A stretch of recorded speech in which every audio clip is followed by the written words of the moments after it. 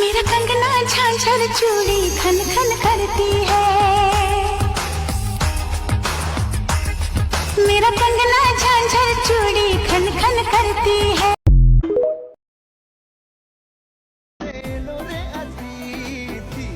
मुबारक ईद, ईद मुबारक ईद, ईद मुबारक ईद, ईद मुबारक।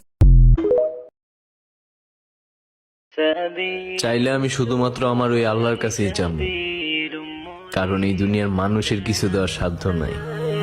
আর আমি না পাইলেও আমার সেই আল্লাহর কাছেই ফিরে যাব, কারণ তিনি ছাড়া আমার আর কোনো অস্তিত্বও নাই।